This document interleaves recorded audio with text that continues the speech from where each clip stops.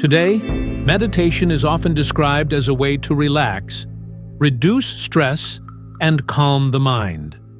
But this modern framing barely scratches the surface of what meditation has meant in the world's great traditions. In early Buddhism, meditation was not about calming down. It was about awakening. The Buddha described samadhi not as relaxation, but as concentration so profound it transformed perception and opened the door to liberation. In the deserts of the Eastern Roman Empire, Christian monks developed a parallel path called Hesychasm. Their practice of inner stillness and the continual Jesus prayer was meant not to reduce anxiety, but to unite the soul with divine presence. Two traditions, thousands of miles apart, both insisting, meditation is not for comfort, it is for transformation. Today, we will investigate these two traditions in depth. First, we'll follow early Buddhists into the forests and monasteries where samadhi was cultivated as the foundation for awakening. Then we'll step into Byzantine monasteries where hesychasts sought the uncreated light through unceasing prayer.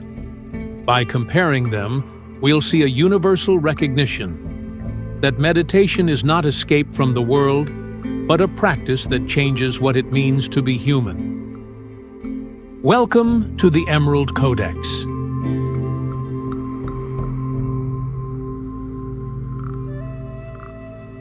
If you want more deep investigations into ancient wisdom and hidden knowledge, subscribe.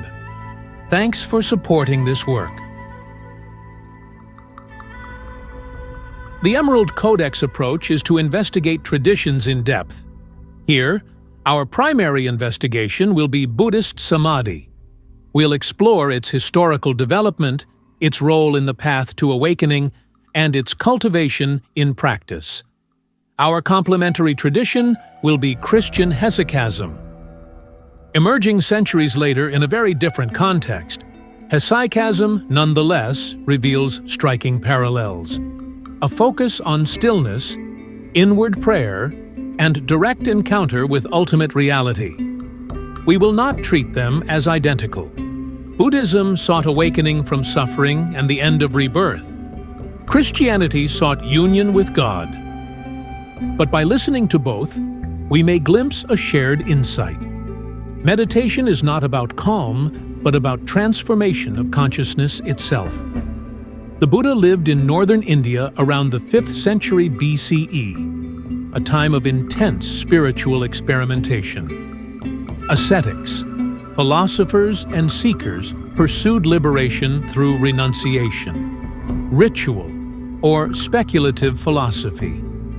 Against this backdrop, the Buddha taught a path that combined ethical living, meditative discipline, and wisdom. Central to this path was samadhi, concentrated absorption. In the Pali Canon, samadhi is described as right concentration, the 8th factor of the Noble Eightfold Path. It is not vague relaxation, but the stability of mind that arises from sustained attention. When the mind is gathered, distractions fall away, and profound states of absorption, jhanas, arise. These are not hallucinations but altered modes of awareness marked by joy, clarity, equanimity, and one-pointedness. The recognition is that the scattered mind is enslaved by craving and aversion, but the concentrated mind becomes a tool of liberation. Samadhi is not the end goal but the foundation upon which insight, Vipassana, is built. With concentration, one can see impermanence, suffering, and non-self directly, leading to awakening. The Buddha described practical methods for cultivating samadhi. Mindfulness of breathing, Anapanasati, is central. Attention anchored to the breath until the mind steadies. From there, the practitioner enters successive jhanas, each deeper in absorption. The first jhana is marked by applied thought and joy, the second by unshakable concentration, the third by equanimity, the fourth by purity of mindfulness. Beyond these, immaterial attainments expand perception into infinite space, infinite consciousness, nothingness, and beyond. Monastic training emphasized seclusion, ethical discipline, and sustained meditation. Forest monks in Thailand, Sri Lanka, and Burma preserved these practices, cultivating concentration as the heart of the path. Even today, in Vipassana and Zen traditions, Samadhi is cultivated as essential to transformation. Samadhi was never seen as an isolated technique. It was part of the full path, integrated with ethics, community, and wisdom. Monasteries became centers of training where concentration was cultivated not only for personal liberation, but as a living example for society.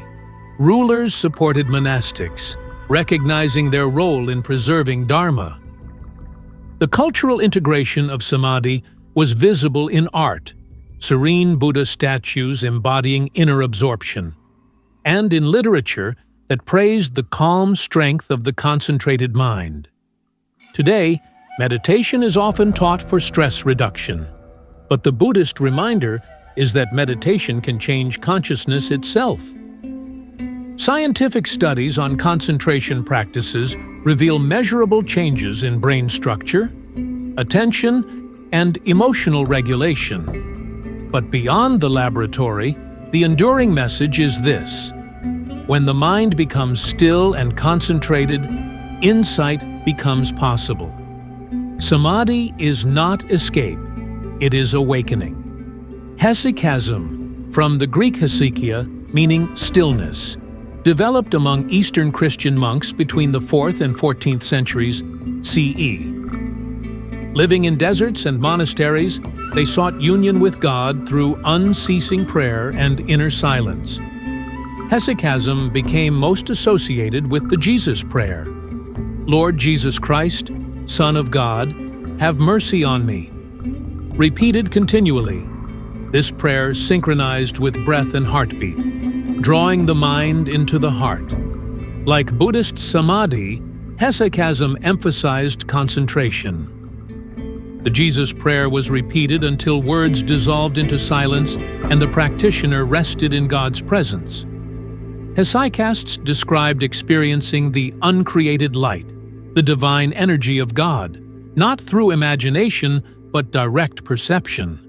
This was not metaphor, but vision, described in accounts of saints shining with radiant light during prayer. Monastic manuals instructed practitioners to sit quietly, regulate breath, and bring the mind into the heart. Distractions were rejected. Pride and fantasy were warned against. What remained was naked attention before God, carried by the prayer. Placed beside Samadhi, Hesychasm reveals parallels. Both require discipline, both cultivate concentration, both claim direct encounter with ultimate reality. The Buddhist sees impermanence and emptiness. The Christian experiences divine light. One aims for awakening, the other for union with God. But both affirm that meditation is not relaxation, but transformation. Hesychasm remains alive in Eastern Orthodox Christianity. Monasteries on Mount Athos continue the practice, and lay people use the Jesus prayer as a path of stillness. For modern seekers, it offers a reminder: prayer, like meditation, can be a means of profound transformation. Samadhi and Hesychasm converge in showing that meditation is not escape, but entry into deeper reality. Modern psychology and neuroscience study meditation for its effects on attention, emotion, and health. But beyond these benefits lies the universal recognition: stillness changes perception. Concentration opens the door to transformation.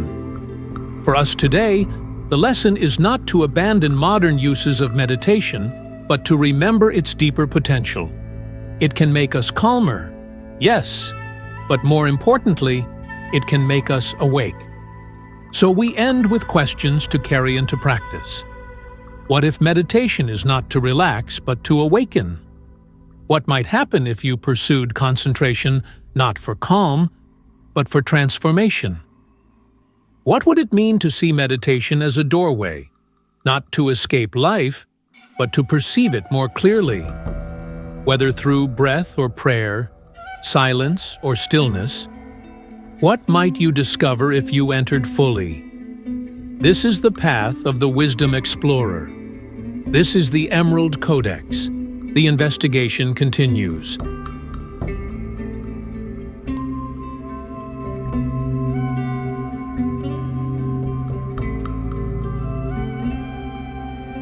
Thanks for watching. Please like and subscribe for more.